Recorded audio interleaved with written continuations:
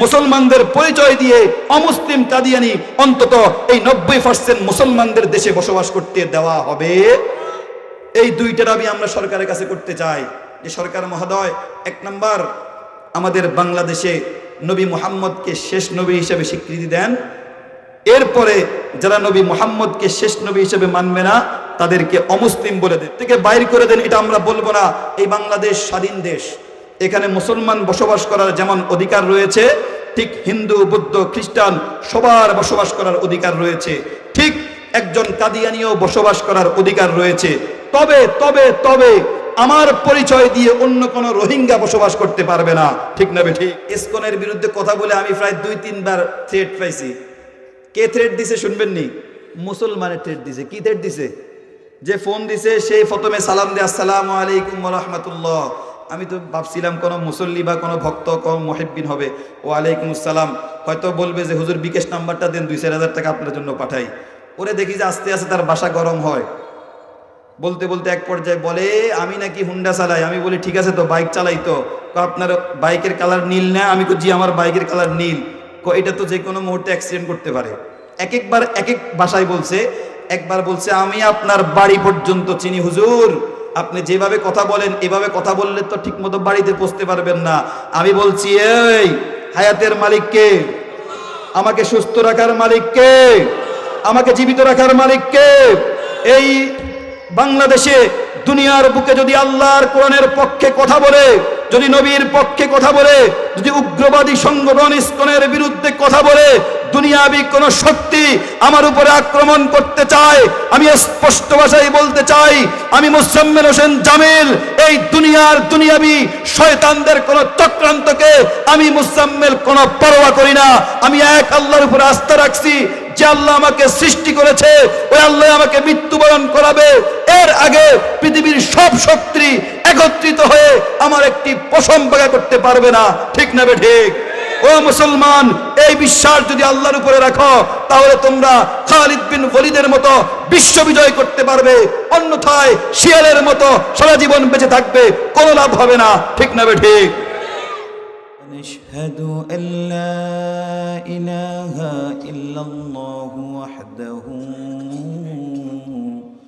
لا شريك له ونشهد أن سيدنا ومولانا محمدا عبده ورسوله الذي أرسله الله تعالى بالحق بشيرا ونذيرا وداعيا إلى الله بإذنه وسراجا وقمرا منيرا. أما بعد فقد قال الله تعالى في كلامه المجيد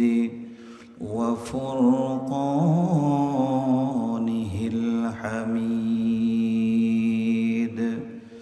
أعوذ بالله من الشيطان الرجيم. بسم الله الرحمن الرحيم. الذي يوسوس في صدور الناس من الجنة والناس. وقال النبي صلى الله عليه وسلم الدنيا سجن المؤمن وجنة الكافر. صدق الله العظيم وصدق رسوله النبي الكريم ونحن على ذلك لمن الشاهدين والشاكرين والحمد لله رب العالمين. সকলে ইস্তেগফার পাঠ করি। আস্তাগফিরুল্লাহ, আস্তাগফিরুল্লাহ, আস্তাগফিরুল্লাহ রাব্বি মিন কুল্লি যামবিন ওয়া আতুবু ইলাইহি লা হাওলা ওয়ালা কুওয়াতা ইল্লা বিল্লাহিল আলিয়্যিল আযীম। আলহামদুলিল্লাহ। ঐতিহ্যবাহী মেমরি স্কুল বাইতুন নূর জামে মসজিদ কমিটি ও যুব সমাজের যৌথ উদ্যোগে 19 জানুয়ারি রোজ সোমবার তাফসীরুল কোরআন মাহফিলের সম্মানিত সভাপতি,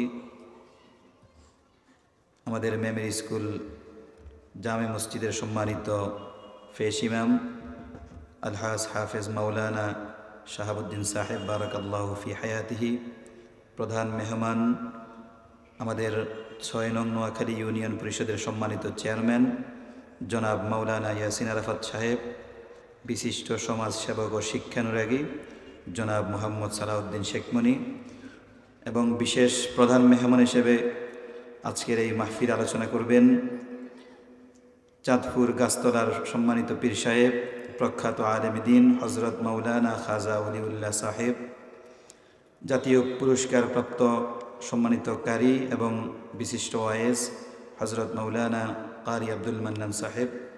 আল্লাহ রাব্বুল আলামিন আমাদের সবাইকে দ্বীনের জন্য কবুল করুন, সকলে বলি আমিন।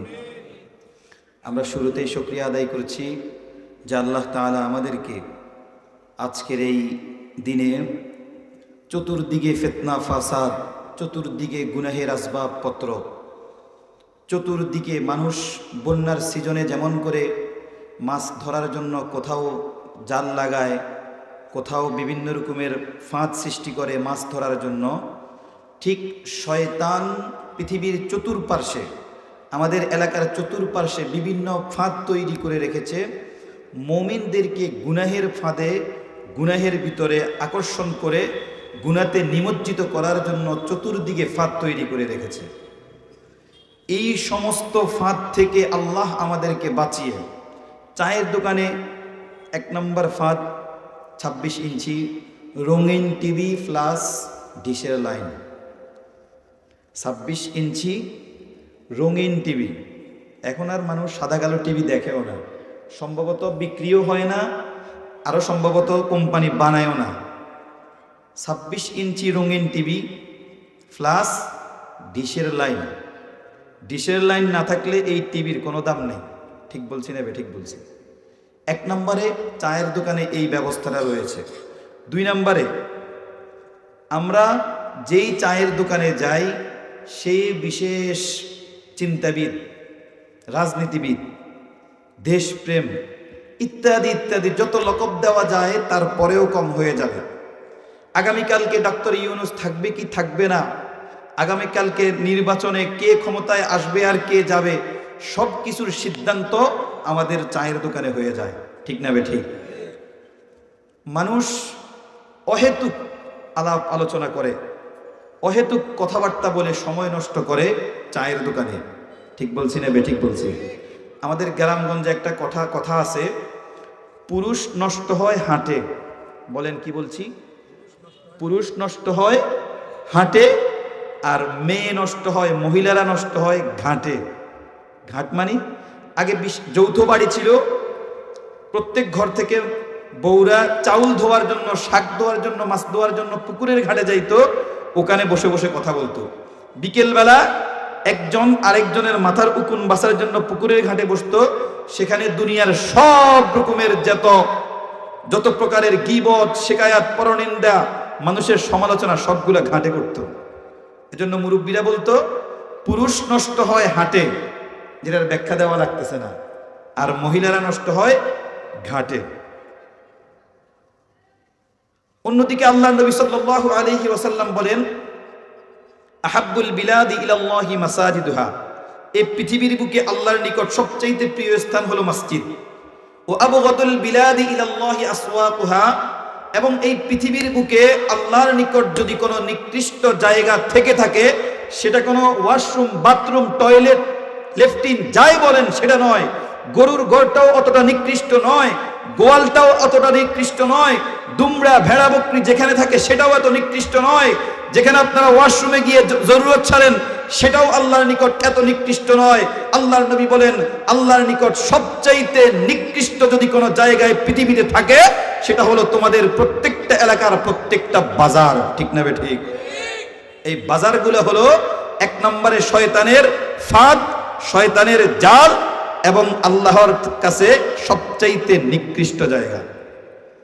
এখন মেমোরি স্কুল বাজারের দোকানদাররা তো খেপবো, হুজুর আইসেন শুক্রবারে তো দেখামো আমাদের টুকটাক যা মসজিদের জন্য দান সদকা করি সেটাও এই সপ্তাহ থেকে বন্ধ। আমি কিন্তু দোকান কিংবা দোকানদার কাউকে কিছু বলিনি, কিছু বলছি।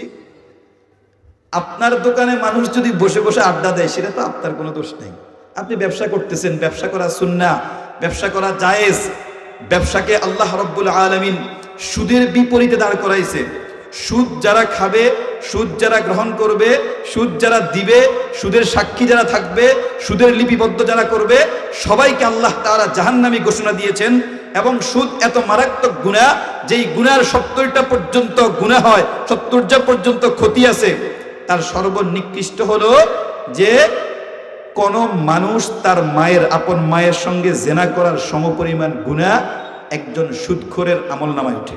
বলেন না নাউযুবিল্লাহ। ওই সুদের মোকাবেলায় আল্লাহ রাব্বুল আলামিন আপনার ব্যবসাকে রেখেছেন। আহাল্লাল্লাহুল বাইআ ওয়া হাররামার রিবা। কোরআন মাজিদ আল্লাহ বলেন, আমি সুদকে হারাম করে দিয়েছি, তখন তোমরা তোমাদের সংসার চালাইবা কি দিয়া? এজন্য আল্লাহ বলেন আহাল্লাল্লাহুল বাইআ, আমি আল্লাহ তোমাদের ব্যবসাকে হালাল করে দিয়েছি। বলেন না সুবহানাল্লাহ। ওই হালাল ব্যবসার ভিতরে আপনি হারাম ঝুট ঝামেলা মিক্স করে, আপনি আড্ডা বসিয়ে, গানের মজমা তৈরি করে, সমালোচনার মজমা তৈরি করে, 26 ইঞ্চি টিভি দিয়া ওই আল্লাহর কোরআনে বর্ণিত হালাল প্রতিষ্ঠানটিকে, একজন মুমিনের ব্যবসা, মুমিনের বসস্থান কেন্দ্রকে আপনি টিভি দিয়া, ডেস্কসেট দিয়া, আপনি বিভিন্ন রকমের আড্ডাখানা জমাইয়া ওটাকে শয়তানের আড্ডাখানা বানিয়ে দিয়েছেন। ঠিক না বেঠিক? এজন্য ব্যবসা হালাল, ব্যবসা করলে রুজি রোজগারে বরকত। ব্যবসায়ীরা হবে আত-তুজ্জারুল সুদুকুল আমিন মা'আন নাবিয়্যিন ওয়াস সিদ্দীকিন ওয়াস শুহাদায়ে ওয়াস সালিহিন। ব্যবসায়ীরা কিয়ামতের দিন নবীদের সাথে থাকবে, সিদ্দীকিনদের সাথে থাকবে, শহীদদের সাথে থাকবে। পক্ষান্তরে আপনার ব্যবসা যদি 2 নাম্বার, 3 নাম্বার, 4 নাম্বার, 14 নাম্বার পর্যন্ত চলে যায়, আপনার মতো ব্যবসায়ী, আপনার মতো বেঈমান এই জগতে আর নেই। এখন আপনাদের কাছে অপশন, সঠিক সুন্দর ব্যবসা করে আল্লাহর নবীদের সাথে জান্নাতে যাবেন, নাকি অসুন্দর ব্যবসা করে গানের মজমা তৈরি করে জাহান্নামে যাবেন। উভয়টা আপনাদের হাতে। আল্লাহ রাব্বুল আলামিন আমাদেরকে সহিহ বুঝ দান করুক, বলি আমিন।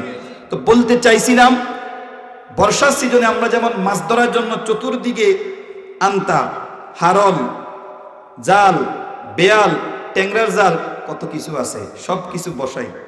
উদ্দেশ্য মাছ ধরবো, মাছ বাজার করার সুযোগ নাই। ঠিক শয়তান আমাদের চতুর্পাশে বিভিন্ন নাম দিয়া এমন করে ফাঁদ তৈরি করেছে, আমাদেরকে গুনাহ ছাড়া বাঁচার কোনো উপায় নাই, এমন এক অবস্থা করে রেখেছে। শুকরিয়া আদায় করেছি যে এই পরিবেশেও আমার চোখের সামনে চায়ের দোকানে টিভি চলছিল, টিভি না দেখে আমার সামনে আড্ডা বসেছিল, আড্ডায় না বসে আমার সামনে আমার বন্ধুরা জুয়ায় মত্ত ছিল, আমার বন্ধুরা ফেন্সিডিল নিয়া, বাবা নিয়া, গাঞ্জা নিয়া বসেছিল। সবগুলাকে আমি পরিহার করে আল্লাহর ডাকে সাড়া দিয়ে মেমোরি স্কুলের আজকের এই ওয়াজ মাহফিলে শরীক হতে পেরেছি। এজন্য আমরা দিল থেকে শুকরিয়া আদায় করি, বলি আলহামদুলিল্লাহ। আমরা যারা উপস্থিত হয়েছি, আমরা নিঃসন্দেহে আল্লাহর খাঁটি একজন বান্দা, আল্লাহর নিকট প্রিয় বান্দা। আল্লাহ তাআলা আমাদেরকে আজকে যেমন ভালোবেসেছে, মৃত্যু পর্যন্ত ভালোবেসে, মৃত্যুর পরে কবরে ভালোবেসে, হাসরের ময়দানে ভালোবেসে, আরশে আজিমের ছায়া দিয়ে জান্নাতে আমাদেরকে পৌঁছিয়ে দিন। সকলে বলি আমিন। সম্মানিত উপস্থিতি, আমি আপনাদের রেগুলার ইমাম। আমার কাছে এমন কোনো ওয়াজ নেই যেটা আপনাদেরকে শুনেই নেই। উর্দুতে একটা কথা আছে, ঘর কা মুরগি ডাল কা বরাবর। ঘরের মোরগ যেটা, ওটা রান্না করলে ডালের সমান। কথা বোঝেন নাই? ঘর কা মুরগি ডাল কা বরাবর। ঘরের মোরগ জবাই করলে ওটা তো অত টেস্ট পাওয়া যায় না, এটা তো ঘরের মোরগ।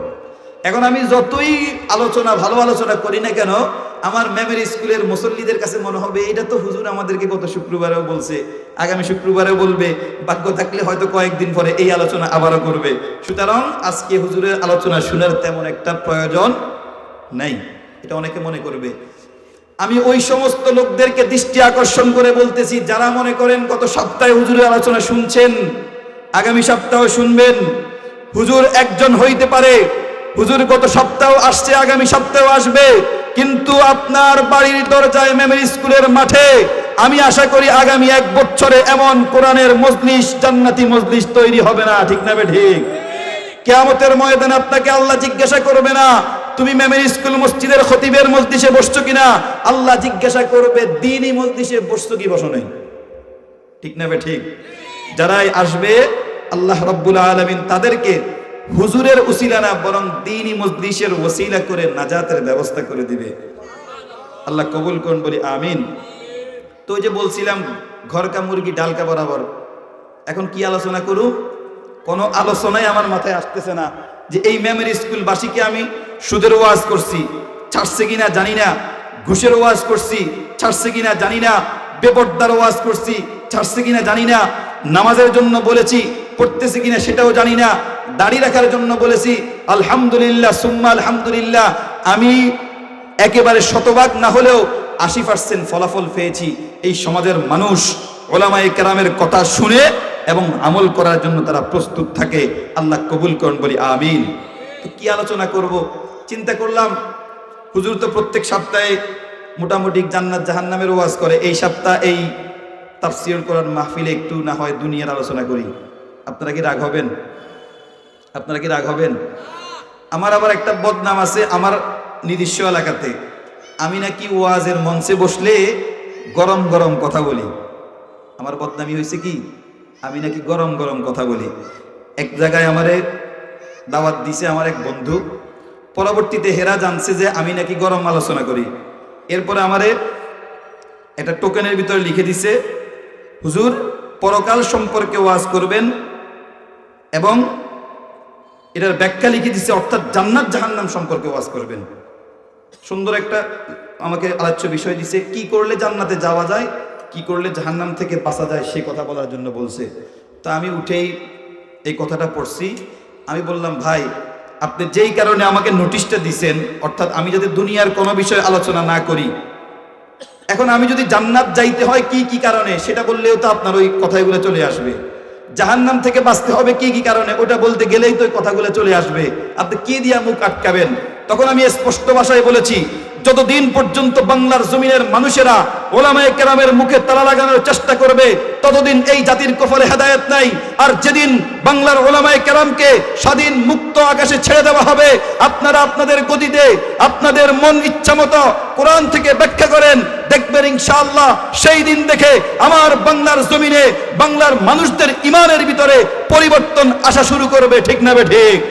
এজন্য আমি মেমরি স্কুলবাসীদেরকে উদাত্ত আহ্বান করব, এই জমিনে আপনাদের এরিয়ার ভিতরে কোন বাপের বেটা যাতে করে কখনো কোন ওলামায়ে কেরামের স্বাধীনতা নষ্ট করতে না আসে, সেজন্য আপনারা সকলেই সোচ্চার থাকবেন। পারবেন তো ইনশাআল্লাহ? কখনো কোনোদিন ওলামায়ে কেরাম জাতিকে বিভ্রান্তের দিকে ঠেলে দেয় না। ওলামায়ে কেরাম কখনো মানুষদেরকে অহেতুক কথা বলে না। তারা কোরআন হাদিসের উদ্ধৃতি দিয়ে, কোরআন হাদিসের ব্যাখ্যা করতে গিয়ে আপনার গায়ে লাগতেছে, আপনি গুনাহ করেন বিদায় তো আপনার গায়ে লাগতেছে। আপনি না চেতে, আপনি ওলামায়ে কেরামের উপরে ক্ষিপ্ত না হয়ে যেই দোষগুলা বলতেছে ওই দোষগুলা ছেড়ে দেন, দেখবেন সব ঠিক হয়ে যাবে। ঠিক না ঠিক? আল্লাহ কবুল করুন, বলি আমিন।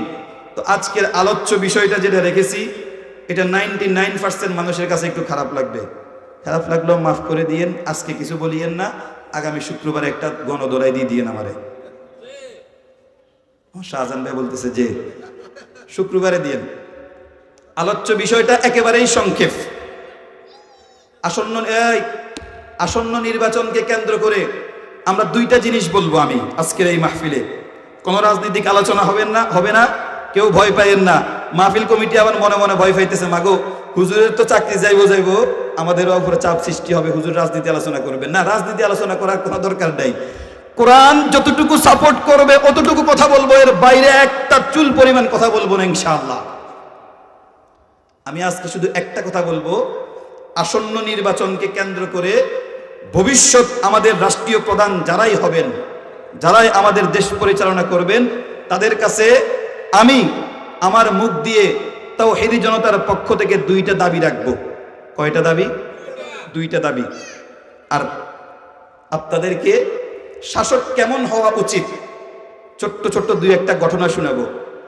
এরপরে ঘটনা থেকে আপনারা যা শিখবেন তা ইনশাআল্লাহ ওই দিন ভোট কেন্দ্রে গিয়ে তা প্রকাশ করিয়েন। আমারেও বলার দরকার নেই, কাউরে বলার দরকার নেই।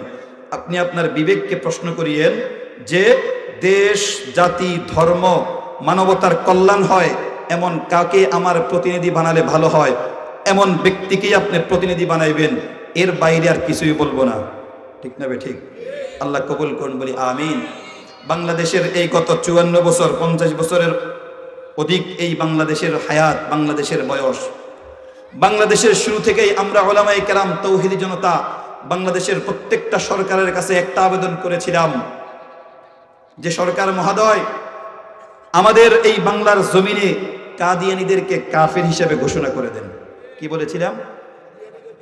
কাফের ঘোষণা করে দিয়েছিলাম, করার জন্য বলেছিলাম। গত 54 বছরের ব্যর্থ সরকাররা কেউ পারে নাই ওই কাদিয়ানীদের সংখ্যালঘু কয়েকজনের ভয়ে আমাদের তাওহীদি জনগণ 90% মুসলমানদেরকে তারা অবহেলা করেছিল। 90% মুসলমানদেরকে তারা বৃদ্ধাঙ্গুল দেখিয়ে বলেছিল, তোমরা আজকে 54 বছর পর্যন্ত দাবি করছো, কিয়ামত পর্যন্ত দাবি করলেও তোমাদের এই দাবি আমরা মানব না। ওই কাদিয়ানীদেরকে আমরা অমুসলিম ঘোষণা করব না, তারা বাংলাদেশেই থাকবে। আমাদেরকে বৃদ্ধাঙ্গুল দেখিয়ে দিয়েছিল। এজন্য বাংলাদেশের মানুষও চালাক হয়ে গেছে, আস্তে আস্তে বৃদ্ধাঙ্গুল দেখানো শিখে গেছে। 24 সালে অতঃপর বাংলার জনগণও সরকারকে দেখাই দিয়েছে। ঠিক না ঠিক? বলবেন যে হুজুর এটা কি বলতেছেন? ওই যে বললাম দুইটা দাবি। এক নাম্বার দাবি, আমাদের বাংলাদেশে 26-এর নির্বাচনে যারাই নির্বাচিত হবেন, কে হবেন সেটা একমাত্র কে জানে? আল্লাহ জানে। যারাই নির্বাচিত হবেন তাদের কাছে আমাদের একটাই দাবি, আমরা কোনো আমাদের রাস্তা পাকা হতে হবে সেটা চাই না, সেটা হয়ে যাবে একদিন না একদিন। কালভার্টের প্রয়োজন নাই, আমাদের ব্রিজের প্রয়োজন নাই, বিদ্যুতের প্রয়োজন নাই, আমাদের ঘরে রেশনের প্রয়োজন নাই। আজকে আসি কালকে মারা যাব, আমার রেশন দিয়ে কি হবে? রাস্তা পাকা দিয়ে কি হবে?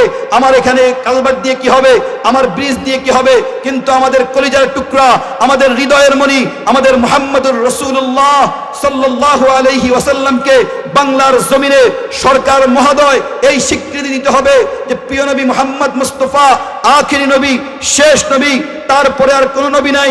যারাই নিজেকে নবী দাবি করবে তারা ভণ্ড নবী, তারা হলো পণ্ড নবী, তারা হলো ফাল্টিবাজ নবী, তারা হলো ধোঁকা নবী।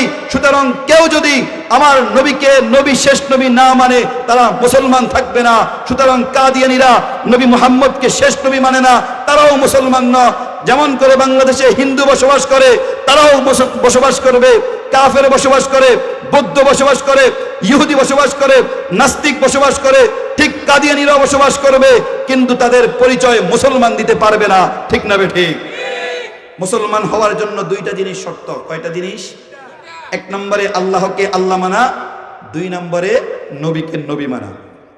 আল্লাহকে রব বলে স্বীকারোক্তি দেওয়া, দুই নম্বরে নবীকে শেষ নবী হিসাবে মানা। আমার কথা কি বুঝতেছেন আপনারা? একজন মুসলমান হওয়ার জন্য কয়টা শর্ত? এক নম্বরে আল্লাহকে রব বলে, সৃষ্টিকর্তা, পালনকর্তা বলে স্বীকারোক্তি দেওয়া, দুই নম্বরে নবী মুহাম্মদুর রাসূলুল্লাহ সাল্লাল্লাহু আলাইহি ওয়াসাল্লামকে শেষ নবী বলে স্বীকৃতি দেওয়া। ও মিয়া, সবসময় তো বলি আপনার ভিতরে যদি শর্ত পাওয়া না যায় তাহলে আপনি পরিপূর্ণ লোক হইতে পারবেন না। একজন উকিলের জন্য ওকালতি পড়া শর্ত। ঠিক না ঠিক? শুধু নামের উকিল হইলে হবে না, আপনারে ওকালতি পড়তে হবে। একজন ডাক্তারের জন্য ডাক্তারি পড়া শর্ত, ডাক্তারি না পড়ে কেউ ডাক্তার হইতে পারে না। একজন হাজির জন্য হজ করা শর্ত, হজ না করে কেউ হাজি হইতে পারে না। ঠিক একজন মুসলমানের জন্য দুইটা শর্ত। এক নম্বরে আল্লাহকে রব বলে স্বীকারোক্তি দেওয়া, দুই নম্বরে আমার নবী মুহাম্মদুর রাসূলুল্লাহ সাল্লাল্লাহু আলাইহি ওয়াসাল্লামকে শেষ নবী হিসেবে স্বীকৃতি দেওয়া। যারাই আমার নবীকে শেষ নবী বলবে না, যারা মুহাম্মদকে শেষ নবী হিসেবে মানবে না, বরং বলবে গোলাম আহমদ নামক একজন ব্যক্তি যার জন্ম থেকে মৃত্যু পর্যন্ত কোনো ভালো কাজ নাই, হইসের কানা, হইসের ল্যাংড়া, সেরাগালির ফুদ। ওর মার নাম ছিল সেরাগালি। কি ছিল? সেরাগালি। সেরাগালির ফোলা মরছে কোন জায়গায় জানেননি? ওয়াশরুমে বাথরুম করতে গিয়ে ওই বাথরুমের থুবের ভিতরে পড়ে মারা গেছে। বলেন না নাউজুবিল্লাহ। ছিল কি ছিল? কলেরা রোগ ছিল। ভাই শুনেন, নবীদের একটা উসুল, আদম থেকে নিয়ে মুহাম্মদ পর্যন্ত ১৬ লক্ষ পয়গম্বরের জন্য আল্লাহর পক্ষ থেকে উসুল হলো, নবীরা যেই জায়গায় মারা যাবে ওই জায়গায় তাদের দাফন হবে। কি বলছি? নবীরা যেই জায়গায় মারা যাবে ওই জায়গায় দাফন হতে হবে। কাদিয়ানীদেরকে জিজ্ঞাসা করিয়েন, তোমাদের নবীকে কোথায় দাফন করছো? যদি বলে যেখানে মারা গেছে সেখানে দাফন করছে, তাহলে বাথরুমের টাঙ্কির ভিতরে দাফন করছে। আর যদি বলে এখান থেকে উঠাইয়া ভালো কোনো জায়গায় দাফন করছে, তাহলে তো সে তো নবীর কাতারে পড়ে না। আমার কথা কি বুঝছেন? যাই হোক, সেটা তাদের যুক্তির তো অভাব নাই, তারা তো যুক্তির উপরে যুক্তি দিবে। দুনিয়া টিকেও আছে যুক্তির উপরে। শুধু একটা কথা বলতে চাই, আজকে আমরা এখানে মানুষ কম হতে পারি, আমরা এখানে জনসংখ্যা কম হতে পারে, কিন্তু আমি আশা করি আমাদের বুকটা যদি চেয়ে দেখানো যেত, আমাদের হৃদয়ের ভিতরে ইমান কোনো কম নাই, সংখ্যার দিক দিয়ে কম নাই, বরং পুরোটা বুক জুড়ে আমাদের ইমানে ভরা। ঠিক না ঠিক? আমরা মুসলমান, আমাদের আর্থিক সংকট হতে পারে, আমাদের হাতে টাকা পয়সা না থাকতে পারে, আমাদের গায়ে বস্ত্র ঠিক মতো না থাকতে পারে, আমাদের পেটের ভিতরে অন্ন ঠিক মতো না থাকতে পারে, আমাদের শারীরিক দুর্বলতা থাকতে পারে, আমাদের আর্থিক দুর্বলতা থাকতে পারে। আমি আশা করি ইনশাআল্লাহ মেমরি স্কুলবাসী, আমরা মুসলমান, আমরা ইমানদার, আমাদের অন্তরে ইমানের কোনো কমতি নাই। ঠিক না ঠিক? আমাদের অন্তরে নবী মুহাম্মদের প্রতি ভালোবাসার কোনো কমতি নাই। ঠিক না ঠিক? এজন্য আমি স্পষ্ট বলবো, ইনশাআল্লাহ আগামী নির্বাচনে নির্বাচিত সরকার এই বাংলাদেশের ভিতরে দুইটা কথা বলবে। এক নম্বরে নবী মুহাম্মদ শেষ নবী, দুই নম্বরে যারা এই নবী মুহাম্মদকে শেষ নবী মানবে না তারা এই বাংলার জমিনে কাফের, অমুসলিম। ঠিক না ঠিক? আর যদি এই স্বীকৃতি দিতে না পারে তারা, তাহলে আবারও প্রমাণ করবে ভবিষ্যতের নির্বাচিত সরকার যারা হবে তারাও ব্যর্থ সরকার, তারাও ব্যর্থ সরকার। তাদেরকেও আমরা বিদ্যাঙ্গুলি প্রদর্শন করব ইনশাআল্লাহ। দুই নম্বরে আমাদের দাবি, বিশ্বব্যাপী উগ্রবাদী সংগঠন ইসকনকে বাংলাদেশে নিষিদ্ধ করতে হবে। এই উগ্র সংগঠন ইসকনকে বাংলাদেশ থেকে নিষিদ্ধ করতে হবে। ইসকনের বিরুদ্ধে কথা বলে আমি প্রায় 2-3 বার থ্রেট পাইছি। কে থ্রেট দিছে শুনবেননি? মুসলমানের থ্রেট দিছে। কি থ্রেট দিছে? যে ফোন দিছে সেই প্রথমে সালাম দিয়ে আসসালামু আলাইকুম ওয়া রাহমাতুল্লাহ। আমি তো ভাবছিলাম কোনো মুসল্লি বা কোনো ভক্ত, কোনো মুহিব্বিন হবে। ওয়ালাইকুম আসসালাম। হয়তো বলবে যে হুজুর বিকাশ নাম্বারটা দেন, 2-4 হাজার টাকা আপনার জন্য পাঠাই। ওরে দেখি যে আস্তে আস্তে তার বাসা গরম হয়। বলতে বলতে এক পর্যায়ে বলে আমি নাকি হুন্ডা চালাই। আমি বলি ঠিক আছে তো বাইক চালাই তো। আপনার বাইকের কালার নীল না? আমি জি আমার বাইকের কালার নীল। এটা তো যে কোনো মুহূর্তে অ্যাক্সিডেন্ট করতে পারে। একবার এক এক ভাষায় বলছে। একবার বলছে আমি আপনার বাড়ি পর্যন্ত চিনি হুজুর, আপনি যেভাবে কথা বলেন এভাবে কথা বললে তো ঠিক মতো বাড়িতে পৌঁছতে পারবেন না। আমি বলছি এই হায়াতের মালিক কে? আমাকে সুস্থ রাখার মালিক কে? আমাকে জীবিত রাখার মালিক কে? এই বাংলাদেশে দুনিয়ার বুকে যদি আল্লাহর কোরআনের পক্ষে কথা বলে, যদি নবীর পক্ষে কথা বলে, যদি উগ্রবাদী সংগঠন ইসকনের বিরুদ্ধে কথা বলে, দুনিয়াবি কোন শক্তি আমার উপরে আক্রমণ করতে চায়, আমি স্পষ্ট ভাষায় বলতে চাই, আমি মোজাম্মেল হোসেন জামিল এই দুনিয়ার দুনিয়াবি শয়তানদের কোন চক্রান্তকে আমি মোজাম্মেল কোন পরোয়া করি না। আমি এক আল্লাহর উপরে আস্থা রাখছি, যে আল্লাহ আমাকে সৃষ্টি করেছে ওই আল্লাহ আমাকে মৃত্যুবরণ করাবে। এর আগে পৃথিবীর সব শক্তি একত্রিত হয়ে আমার একটি পশম বাগা করতে পারবে না। ঠিক না বে ঠিক? ও মুসলমান, এই বিশ্বাস যদি আল্লাহর উপরে রাখো তাহলে তোমরা খালিদ বিন ওয়ালিদের মতো বিশ্ব বিজয় করতে পারবে। অন্যথায় শিয়ালের মতো সারা জীবন বেঁচে থাকবে, কোনো লাভ হবে না। ঠিক না বে ঠিক? এই দুইটা দাবি আমরা সরকারের কাছে করতে চাই যে সরকার মহোদয়, এক নাম্বার আমাদের বাংলাদেশে নবী মুহাম্মদকে শেষ নবী হিসেবে স্বীকৃতি দেন।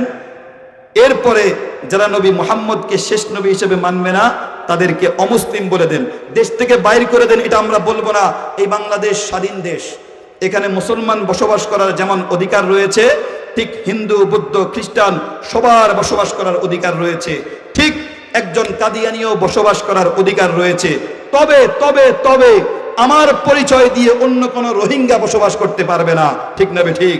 মুসলমানদের পরিচয় দিয়ে অমুসলিম কাদিয়ানি অন্তত এই 90% মুসলমানদের দেশে বসবাস করতে দেওয়া হবে। 2 নাম্বার, এই বাংলাদেশের ভিতরে হিন্দুরা আছে, থাকবে, সম্প্রীতির দেশ, হিন্দু আমার ভাই, হিন্দুরা আমাদের ভাই। আল্লাহ নবী সাল্লাল্লাহু আলাইহি ওয়াসাল্লামকে যখন তায়েফের ময়দানে কাফেররা পাথর মেরে রক্তাক্ত করেছিল, তখন হযরতে জিবরাইল আমিন আলাইহিস সালাতু ওয়াস সালাম পাহাড়ের ফেরেশতাদেরকে নিয়ে এসেছেন পাহাড় সংরক্ষণের জন্য, পাহাড় পাহারা দেওয়ার জন্য। আল্লাহর পক্ষ থেকে যে ফেরেশতাগুলো ছিল সবগুলা ফেরেশতা এসে বলল, ইয়া রাসূলুল্লাহ, শুধুমাত্র একটা ইশারা দেন, একটা ইশারা, যেই সমস্ত জালেমেরা আপনাকে পাথর মেরে রক্তাক্ত করেছে তাদেরকে আমরা মুহূর্তের মধ্যে ধূলিসাৎ করে দিব। আল্লাহর নবী বলেছেন, ওদেরকে মারিলে ভবে কে ডাকিবে? আল্লাহ। বলেন না সুবহানাল্লাহ। আল্লাহর নবী বলেন, যদি কাফেরদেরকে মেরেই ফেলা হয়, যদি অমুসলিমদেরকে মেরেই ফেলা হয়, তাহলে আল্লাহর জমিনে আল্লাহকে ডাকবে কে? আমরাও ঠিক একই কথা বলবো, হিন্দুদেরকে বাংলাদেশ থেকে বের করে দিলে আমার আল্লাহকে ডাকবে কে? ওরাও আমাদের ভাই, ওদেরকেও দোয়া করি আল্লাহ একদিন বুঝ দিয়ে দিন। আমার নবী যেমন অস্ত্র দিয়ে নয়, চরিত্র দেখিয়ে, আখলাক দেখিয়ে, ব্যবহার দেখিয়ে আবু সুফিয়ানকে ইসলামের ভিতরে প্রবেশ করাইয়েছেন, ওমরকে ইসলামের দিকে প্রবেশ করাইয়েছেন, খালিদ বিন ওয়ালিদকে ইসলামের প্রতি আকর্ষণ করিয়েছেন, আমরাও ইনশাআল্লাহ অস্ত্র দেখিয়ে নয়, সত্য কথা বলে নয়, ক্ষমতার পাওয়ার দেখিয়ে নয়, তাদেরকে ভালোবাসা দিয়ে, সৎ আচরণ দেখিয়ে আমরা হিন্দু, বৌদ্ধ, অমুসলিম যারা আছে তাদেরকে ইসলামের প্রতি ইনশাআল্লাহ দাওয়াত দিব। সবাই থাকবে, আমাদের কোনো আপত্তি, কিন্তু আমার পরিচয় দিয়ে কোনো রোহিঙ্গা থাকতে দেওয়া হবে? ঠিক কাদিয়ানিরা যারা আমার নবীকে মানে না, তারা কিন্তু মুসলমান নয়, কিন্তু আমার মুসলিম পরিচয় দিয়ে তারা বসবাস করতে পারবে। এই 2টা দাবি আমরা রেখে গেলাম। আমরা যদি আমাদের দাবি যদি মানেন, আমরা আপনাদের সাথে আছি। আমাদের যদি দাবি যদি না মানতে পারেন, আমরা আপনাদের সাথে। জুলাই কিন্তু প্রত্যেক বছরই আসে, জুলাই প্রতি বছর আসে, আগস্টও আসে, 5 তারিখও আসে। এটা কাদের মনে রাখা উচিত? সবার। কাদের? এটা কোনো, আমি রাজনীতি আলোচনা করছি, খারাপ কথা বলছি, ও মিয়া আপনার গায়ে জ্বলতেছে কেন? জ্বলার কোনো দরকার? আল্লাহ রাব্বুল আলামিন সবাইকে সহিহ বুঝ দান করুক, বলি আমিন। যারাই সরকার মহোদয় হবেন, যারাই ক্ষমতায় আসবেন, দোয়া করি প্রত্যেক সপ্তাহে জুমাতে দাঁড়িয়ে দাঁড়িয়ে আপনাদের জন্য দোয়া করি যে আল্লাহ, যেই সমস্ত সুলতান, যেই সমস্ত বাচ্চা, যেই সমস্ত সরকার প্রধান রাষ্ট্র পরিচালনা করে, আয় আল্লাহ তাদেরকে হেফাজত করেন আপনি, তাদেরকে সকল। আচ্ছা, আপনারা চিন্তা করেন, আমার মুখ দোষ লাগে, আপনারও মুখ দোষ লাগে, শেখ হাসিনার কখনো তো মুখ দোষ লাগে নাই? লাগছে কখনো? আচ্ছা, আমারে তাবিজ করলে ধরে, আপনারা তাবিজ করলে ধরে, Barack Obama, Trump, Joe Biden, Narendra Modi, ওদেরকে তো তাবিজ করে কখনো ধরে নাই। আমরা হুজুর মানুষ, যেখানে যাই সেখানে ফুক দিতে দিতে শেষ। হুজুর পেটে ব্যথা, আমশা, কলেরা, ডায়রিয়া, বদনজর, এই সে কত হাবিজাবি, এই সমস্ত শয়তানিগুলো তো কার সাথে হয় না? ট্রাম্পের সাথে হয় না, নরেন্দ্র মোদীর সাথে হয় না। কারণ কি? কারণ দায় আমরা ওলামায়ে কেরাম প্রত্যেক সপ্তাহ জুমার ভিতর তাদের জন্য দোয়া করি, আল্লাহ এই পৃথিবীর ব্যালেন্স ঠিক রাখার জন্য যেই সমস্ত ক্ষমতাশীল ব্যক্তি আছে, আল্লাহ তাদেরকে আপনি দুশ্মনী, হিংসুকের হিংসা থেকে রক্ষা করেন। কারণ এক নাগারে যদি মুখ দুষে বাংলাদেশের সরকার মারা যায়, ভারতের সরকার মারা যায়, পাকিস্তানের সরকার মারা যায়, পৃথিবীর ব্যালেন্স ঠিক থাকবে না। আল্লাহ সরকারদেরকে আপনি সুস্থ রাখেন, সরকারদেরকে আপনি নিরাপদে রাখেন, সরকারদেরকে আপনি আল্লাহ বিভিন্ন রকমের বিভিন্ন সমস্যা থেকে আপনি হেফাজত করেন, দেশগুলা সুন্দরভাবে পরিচালনা করার তৌফিক দিন। দোয়া করে কে? আমরা কারা? তাহলে আমরা সরকারদের দুশ্মন না বন্ধু? বুঝে শুনে বলতেছেন তো? আমরাই দোয়া করতেছি। বলেন যে হুজুর আরবিতে দোয়া করছেন, এর আগে যে বাংলাতে যে গালি লেছেন কতক্ষণ? তো বয়ানে বৈশা আধা ঘন্টা গালি দিছি, এরপরে দোয়া করছি। ভাই, ডাক্তারে প্রথম কি করে জানেন? আপনাকে অপারেশন করে, এরপরে ব্যান্ডেজ লাগাইয়া দেয়, এরপরে আবার এটা শুকানোর জন্য ট্যাবলেট দিয়ে দেয়। ঠিক না? ঠিক। আপনি যদি বলেন যে হুজুর ডাক্তার সাহেব কাটলেনও কেন, আবার সেলাই করলেন কেন, কিছুই তো বুঝলাম না। কাটছেও আপনার উপকারের জন্য, এখন সেলাইটাও আপনার উপকারের জন্য করা হয়েছে। ও সরকার মহোদয়, ও ক্ষমতাশীল ব্যক্তিরা, আপনাদেরকে গালি দিলেও আপনাদের ভালোর জন্য গালি দিচ্ছি, এবং দোয়াটাও আপনাদের ভালোর জন্য করতেছি। ঠিক না? ঠিক। আল্লাহ তাআলা আমাদেরকে সহিহ বুঝ দান করুক, বলি আমিন। ক্ষমতাশীল পক্ষ এবং উলামায়ে কেরাম যাতে কখনো মুখামুখি না হয় সেই দোয়া করবেন। আল্লাহ রাব্বুল আলামিন ভবিষ্যতের বাংলাদেশকে যে আমরা সোনার বাংলাদেশ বলি, আল্লাহ তাআলা সোনাতে পরিণত করে দিন, বলি আমিন। 2 নম্বর কথা, আমার দাবি শেষ। দাবি ছিল কয়টা? 1 নম্বর দাবি ছিল কাদিয়ানীরা অমুসলিম। 2 নম্বর, ইসকনকে বাংলাদেশে নিষিদ্ধ করতে হবে। ইসকন নামে কেউ থাকতে পারবে না, হিন্দু থাকবে, বৌদ্ধ থাকবে, খ্রিস্টান থাকবে, কেউ ইসকন নাম দিতে পারবে না। কোথাও ইসকনের কোনো সংগঠনিক কাজ হতে পারবে না, ইসকনের কোনো পোস্টার থাকতে পারবে না, ইসকনের কোনো লিফলেট থাকতে পারবে না। ইসকন নামধারী কেউ যদি থাকে তাদেরকে হয়তো তাদের এই কথা উজ্জ্ব করে আবার হিন্দুদের কাতায় নাম লেখাতে হবে, অন্যথায় উগ্রবাদী হিসাবে দেশীয় আইনে যে শাস্তি পাওয়ার কথা সেই শাস্তি পাবে। ঠিক না ঠিক? যদি আমাদের ক্ষমতাসীনরা এই কথাগুলোর প্রতি ভ্রুক্ষেপ না করে, আমি দেখতেছি আগামীর ভবিষ্যতে যদি আইন শৃঙ্খলা বাহিনী আইনের আওতায় এনে শাস্তি না দেয়, বাংলাদেশের জনগণ যেমন করে 52-তে, যেমন করে 71-এ, যেমন করে 24-এ তাদের হাতে নিজ হাতে আইনকে হাতে তুলে নিয়েছিল, ঠিক ভবিষ্যতেও এই সমস্ত নিষিদ্ধ সংগঠনকে যদি নিষিদ্ধ না করা হয়, জনগণ আবারও আইন হাতে নিবে, আবারও সরকারকে দেখিয়ে দিবে। সরকারকে দেখতেছি, সরকার যদি কোনো ডিক্লারেশন না দেয়, জনগণ নিজেরাই নিজেদের আইন দেখিয়ে দিবে। ঠিক না ঠিক? এজন্য আমরা চাই না দেশের ভিতরে কোনো হট্টগোল হোক, আমরা চাই না দেশের ভিতরে কোনো উচ্ছৃঙ্খল হোক, আমরা চাই না দেশের ভিতরে কোনো নাশকতা হোক। এজন্য নাশকতা হওয়ার আগেই আপনারা আপনাদের এটা সব ঠিক করে নেন। আল্লাহ কবুল করুন, বলি আমিন। শেষ, আমার দাবি শেষ। এবার আর একটা জিনিস বলি, আসন্ন নির্বাচনকে কেন্দ্র করে, হুজুর ভোট কয় তারিখে জানি? 12 তারিখে। আল্লাহ রাব্বুল আলামিন 12 তারিখ তো ভোট দিবেন ইনশাআল্লাহ। আমিও ভোটার, আশা করতেছি এবারে ভোট কেন্দ্রে যাইতে পারো। গতবার গেছি আর হুজুর আপনার ভোট হয়ে গেছে। কি কয়? কতবার না কতবার? হ্যাঁ গতবারই। হুজুর আপনার ভোট হয়ে গেছে। তা আমি বললাম যে মাইকিং করছে, সবাইরে ভোট কেন্দ্রে যাইতে কইছে, এখন আসলাম বলতেছেন আমার ভোট হয়ে গেছে। তারপরে কি কয় জানেননি?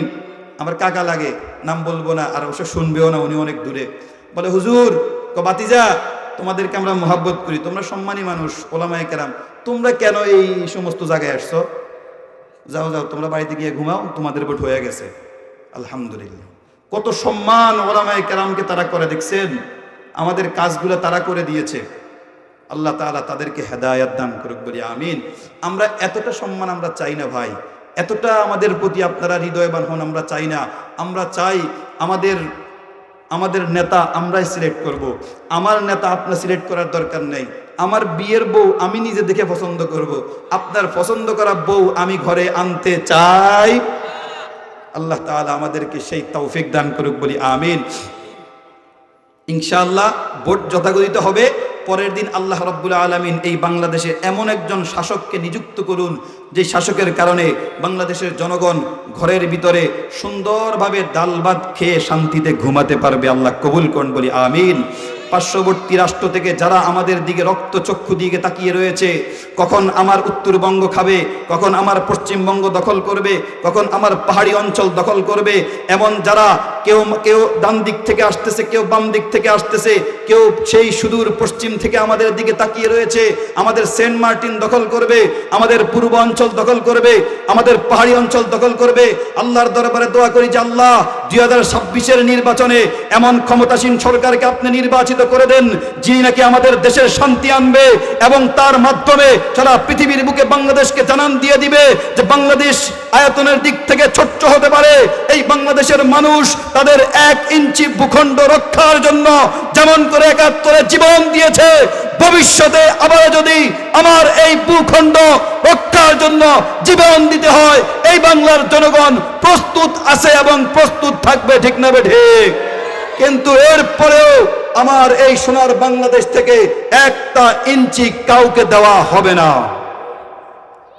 অতীতে বহুত দখল করার চেষ্টা করছে, বহুত নীল নকশা করছে। অলরেডি এক পর্যায়ে অনেকে ভাবেছিল যে বাংলাদেশ আমাদের দেশের একটা অঙ্গরাজ্য। ঠিক না ঠিক? কিন্তু আল্লাহ তাআলা আমাদেরকে বাঁচিয়েছেন। আমরা ভবিষ্যতের আমাদের নির্বাচিত সরকারদেরকে বলতে চাই যে আপনারা ভয় করিয়েন না, আপনারা মনে করিয়েন না শুধু আপনাদের সঙ্গে আর্মি, বিজিবি, র্যাব, সেনাবাহিনী আছে, না, আপনাদের সাথে বাংলাদেশের 18 কোটি আপামর জনতা আপনাদের সঙ্গে রয়েছে। ঠিক না ঠিক? কত লিটার রক্ত লাগবে শুধু আমাদেরকে প্রেসক্রিপশন দিয়ে দেন। কত লিটার রক্ত লাগবে শুধু আমাদেরকে প্রেসক্রিপশন দিয়ে দেন। আমরা 18 কোটি জনগণ প্রস্তুত রয়েছে। এই জন্মভূমিকে বাঁচানোর জন্য যত হাজার কোটি লিটার রক্তের প্রয়োজন আমরা দিয়ে দিব, এরপরেও আমাদের বাংলার জমিনের একটা ইঞ্চি কাউকে ছাড় দিব না ইনশাআল্লাহ। হুব্বুল ওয়াতানি মিনাল ঈমান, মাতৃভূমির ভালোবাসা এটা একটা ঈমানের অংশ। আল্লাহ তাআলা আমাদেরকে সহিহ বুঝদান করুক, বলি আমিন। আল্লাহ তাআলা আগামী ভবিষ্যৎ আমাদের 2026-এর নির্বাচিত সরকার দিয়ে আমাদের দেশের ভিতরে শান্তি বয়ে আনুক, বলি আমিন। আমরা সরকারদের জন্য দোয়া করি, আমরা ওই দোয়া করব যে আল্লাহ দলমত বুঝি না, আয় আল্লাহ মার্কা বুঝি না, আয় আল্লাহ লেবাস বুঝি না, যাকে দিয়ে আমার বাংলাদেশে শান্তি আসবে আল্লাহ আপনি এমন শান্তির ব্যবস্থা করে দিন, বলি আমিন। তবে সরকাররা কেমন হতে হবে? ত্যাগী হতে হবে, ভোগী হলে হবে না। কি হতে হবে ভাই? ভোগী হলে হবে। ত্যাগী বুঝেন ভাই? ত্যাগীর অর্থ বুঝেন? ত্যাগ মানে যিনি আমির, যিনি ইমাম, যিনি নেতা, যিনি শাসক, উনি তার অধীনস্থদের জন্য ত্যাগ করবেন, অধীনস্থদের শান্তির কথা চিন্তা করবেন, অধীনস্থদের পেটের ভিতরে ভাত আছে কিনা সেটা চিন্তা করবেন, অধীনস্থদের গায়ে কাপড় আছে কিনা সেটা চিন্তা করবেন।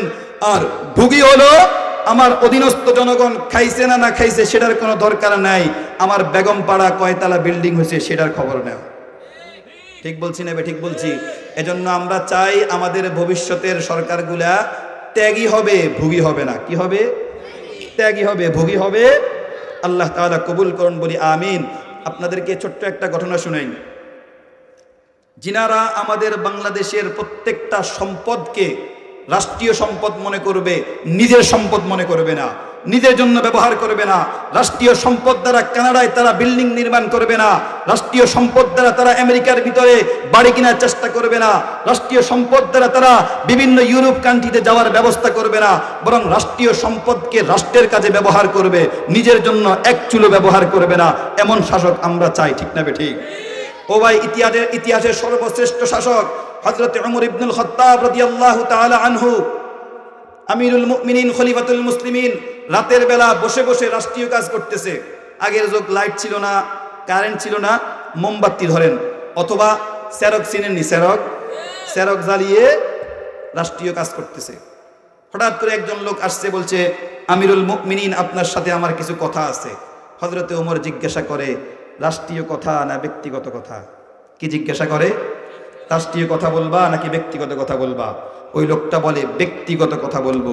এই কথা বলার সঙ্গে সঙ্গে হযরতে ওমর ইবনুল খাত্তাব রাদিয়াল্লাহু তাআলা আনহু সামনে থাকা ওই যে বাতিটা এভাবে বাতাস দিয়ে ফুঁক দিয়ে নিভিয়ে দিল। তৎক্ষণিক সামনে আসা ব্যক্তিরা জিজ্ঞাসা করলো, আমিরুল মুমিনিন আপনি এটা কি কাজ করলেন?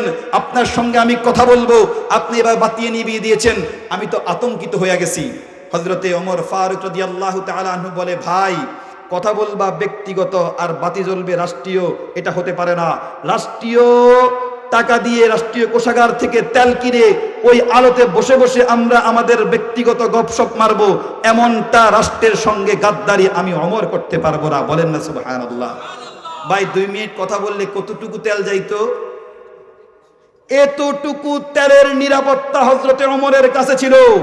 আমরা আল্লাহর কাছে দোয়া করি, জনগণের কাছে আশাবাদী, এমন শাসক নির্বাচিত করতে হবে যেই শাসক এক ফোঁটা তেল ব্যবহার করার আগে হযরতে ওমরের মতো চিন্তা করবে, ঠিক না ঠিক?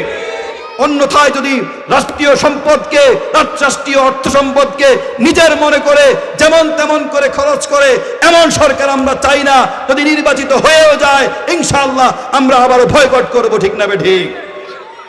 আমরা চাই হযরতে ওমরের মতো রাষ্ট্রীয় প্রধান। আল্লাহ কবুল করুক, বলি আমিন। সবার কাছে আমি ক্ষমা প্রার্থী, যদি কারো মনে হয় আজকের এই আলোচনা কোনো দল, কোনো ব্যক্তি, কোনো মার্কা, কোনো গোষ্ঠীর বিরুদ্ধে গিয়ে থাকে, আমি হাত জোর ক্ষমা চাই। ভাই বিশ্বাস করেন এই কথাগুলা ব্যক্তিগত কারণে বলা হয় নাই, এই কথাগুলা 18 কোটি মানুষের কল্যাণের জন্য বলা হয়েছে। এই কথাগুলা আমার এই বাংলার জমিনকে রক্ত দিয়ে আর সাজাতে মন চায় না বিদায় বলা হয়েছে। এই বাংলাদেশকে আমরা আর নির্যাতিত, আমরা এই বাংলাদেশের মানুষের ভিতরে বৈষম্য দেখতে চাই না বিদায় এমন কথা বলছি। আমরা এই বাংলাদেশের ভিতরে কিছু মানুষ উপরের দিকে উঠতে উঠতে আকাশ পর্যন্ত উঠবে, আর কিছু মানুষ নামতে নামতে 7 তবক জমিনের নিচে গিয়ে চলবে, এমন চাই না বিদায় বৈষম্যহীন একটা সাম্য শান্তি সম্প্রীতির রাষ্ট্র চাই বিদায় এমন কথা বলতেছি। আল্লাহ তাআলা আমাদেরকে এমন রাষ্ট্র গঠনের তৌফিক দান করুন, সকলে বলি আমিন। সম্মানিত উপস্থিতি, আরো একটা ঘটনা বলি। হযরতে আমির ইবনে সাইদ ইবনে আমির আল জুমাহি রাদিয়াল্লাহু তাআলা আনহু একজন সাহাবী ছিলেন। হযরত ওমর রাদিয়াল্লাহু তাআলা আনহু সিরিয়ার হিমস শহরের গভর্নর করে দিলেন কাকে? সাইদ ইবনে আমির আল জুমাহি, একজন সাহাবী। গভর্নর মতলব বুঝার জন্য বলতেছি, আমাদের পুরোটা বাংলাদেশ যেমন একজন সরকার একলানি নিয়ন্ত্রণ করতে পারে না, বিভিন্ন ডিস্ট্রিক্টের জন্য বিভিন্ন আসনের জন্য একজন একজন এমপি নির্ধারণ করে দেয়। আপনি নোয়াখালী 5, আপনি নোয়াখালী 6, আপনি নোয়াখালী 3, আপনি নোয়াখালী 1। কারণ একলা তো আর উনি ঢাকা থেকে এটাকে পরিচালনা করতে পারবে না।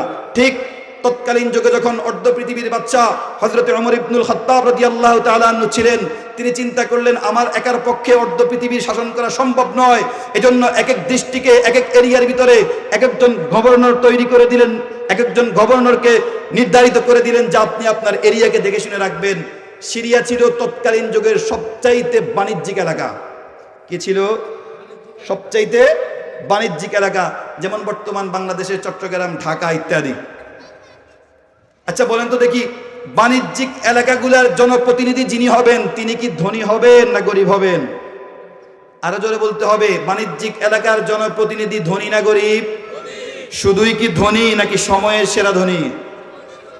দেখেন না ঢাকার আসনগুলো নিয়ে কত কামড়া কামড়ি, দেখতেছেন না? কারণ কি? কারণ কি? ওই আসনে বসলে নাকি আমার আঙ্গুলগুলা কি হবে? দেখেন না, আপনারা বলছেন, আমি বলি নাই। যাক, তো বলতে চাইছিলাম তৎকালীন যুগের বাণিজ্যিক এলাকা ছিল সিরিয়া। ওই সিরিয়ার হিমস শহরের গভর্নর করেছেন হযরতে সাইদ ইবনে আমির আল জুমাহি রাদিয়াল্লাহু তাআলা আনহুকে। ওই সিরিয়ার হিমস শহর থেকে অনেকগুলা জনগণ কেন্দ্র সরকারের কাছে গেল, অর্থাৎ ওমর ফারুকের কাছে গিয়ে বলল, আমিরুল মুমিনিন, আমাদের দেশে অত্যন্ত দরিদ্রতা চলে এসেছে, আর্থিক সংকট দেখা দিছে, আপনি আমাদেরকে একটু সহযোগিতা করেন। হযরত ওমর ফারুক বলল, তোমরা তাহলে তোমাদের ওই শহরের দরিদ্রদের একটা দরিদ্র লিস্টি করে নিয়ে আসো, আমি ওই লিস্টি হারে বন্টন করে দিব। কিছুদিন পরে হযরত ওমরের কাছে একটা লিস্টি আসলো, লেখা ছিল ফুকারা হিমস, অর্থাৎ হিমস শহরের গরিবদের তালিকা। ওই হিমস শহরের গরিবদের তালিকার প্রথম নাম ছিল ওই হিমস শহরের গভর্নর তথা আমাদের নোয়াখালীর যদি গরিবদের লিস্টি করতে যায়, আমাদের সদরের এমপি যিনি, তার নাম সবার আগে। বলেন না সুবহানাল্লাহ। হযরত ওমর আশ্চর্য হয়ে গেল, একজন গভর্নর ওই এলাকার সবচাইতে বেশি ফকির কেমনে হয়? জিজ্ঞাসা করলো, তোমরা তার নাম আগে কিনে দিলা? বলে যে আমরা বহুত যাচাই বাছাই করে দেখছি, আমাদের এরিয়ার মধ্যে সবচাইতে গরিব এবং দরিদ্র হলো আমাদের গভর্নর তথা আমাদের এমপি সাহেব। হযরত ওমর খুশি হয়ে গেলেন এবং দুঃখ প্রকাশ করে সাইদ ইবনে আমির আল জুমাহি রাদিয়াল্লাহু তাআলা আনহুর কাছে 1000 স্বর্ণ মুদ্রা পাঠিয়ে দিলেন, যা বর্তমান মূল্য প্রায় 5 কোটি টাকার মতো। কত? কার জন্য বরাদ্দ করলেন? ওই হিমস শহরের এমপির জন্য। বুঝার জন্য বলেন, ওই হিমস শহরের এমপির জন্য। হযরতে সাইদ ইবনে আমির ওই টাকাগুলো দেখে সঙ্গে সঙ্গে বলে উঠলেন, ইন্না লিল্লাহি ওয়া ইন্না ইলাইহি রাজিউন। বলেন তো দেখি, টাকা দেখলে ইন্না লিল্লাহ বলার কথা না আলহামদুলিল্লাহ বলার কথা? হযরতে সাইদ ইবনে আমির জুমাহি যখন ইন্না লিল্লাহ বলল, তার বিবি জিজ্ঞাসা করলো, ও আমার স্বামী কি হয়েছে? হযরতে ওমর কি মারা গিয়েছে এমন সংবাদ আসলো নাকি? হযরতে সাইদ বলে, না না না, এমন কিছু হয় নাই। তার বিবি জিজ্ঞাসা করলো, তাহলে কি যুদ্ধের ময়দানে অনেকগুলা মুসলমান শহীদ হয়েছে নাকি? হযরতে সাইদ বলে, না না না, ওমরও মারা যায় নাই, যুদ্ধের ময়দানে অনেকগুলা মুসলমান মারা যায় নাই। বিবি তখন আশ্চর্য হয়ে জিজ্ঞাসা করলো, আপনি এত জোরে ইন্না লিল্লাহ বললেন, তাহলে কি আপনার সম্পর্কে মৃত্যুর পরোয়ানা জারি হয়ে গেল নাকি? হযরতে সাইদ বলে, না না না, আমার মৃত্যুর পরোয়ানাও জারি হয় নাই, বরং হযরতে ওমর ফারুক আমার জন্য কিছু টাকা পাঠিয়েছেন। কি আশ্চর্য কথা, টাকা পাঠাইছে, আপনি ইন্না লিল্লাহ বলতেছেন। তখন হযরতে সাইদ ইবনে আমির আল জুমাহি রাদিয়াল্লাহু তাআলা আনহু বলেন, আমার ঘরের ভিতরে আমার ভিতরে দুনিয়া ঢুকিয়ে দেওয়া হয়েছে আমার ঈমান ধ্বংস করার জন্য। স্ত্রীকে ডেকে বলল, যে দূতের মাধ্যমে, যে প্রতিনিধির মাধ্যমে টাকা পাঠিয়েছে, ওই প্রতিনিধি থাকতে থাকতে তুমি হিমস শহরের গরিব দুঃখীদের মাঝে এই 5 কোটি টাকা বন্টন করে দাও। বলেন না সুবহানাল্লাহ।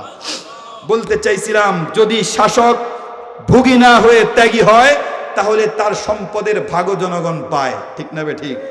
আর যদি শাসক ত্যাগী না হইয়া ভোগী হয় তাহলে জনগণের সম্পদ ওই শাসকের পেটের ভিতরে গিয়ে ঢুকে। তাহলে আমাদের কি ত্যাগী শাসক দরকার না ভোগী শাসক দরকার? আরো জোরে বলতে হবে, ত্যাগী শাসকের দরকার না ভোগী শাসকের দরকার? আয় আল্লাহ, আমাদের বাংলাদেশের জন্য একজন ত্যাগী শাসকের ব্যবস্থা করে দিন। 360টা আসনের ভিতরে 360 জন বাংলাদেশের জন্য, জনগণের জন্য, দেশের জন্য কিছু করার মন মানসিকতা আছে এমন ব্যক্তিদেরকে আপনি নির্বাচিত করে দেন। সকলে বলেন আমিন। যে কথাগুলা বলা হয়েছে বিক্ষিপ্ত আকারে, আল্লাহ তাআলা এই কথাগুলোর উপর আমাদের সবাইকে আমল করার তৌফিক দান করুন। ওয়া আখিরু দাওয়ানা আলহামদুলিল্লাহি রাব্বিল আলামিন। আসসালামু আলাইকুম ওয়া রাহমাতুল্লাহি ওয়া বারাকাতুহু।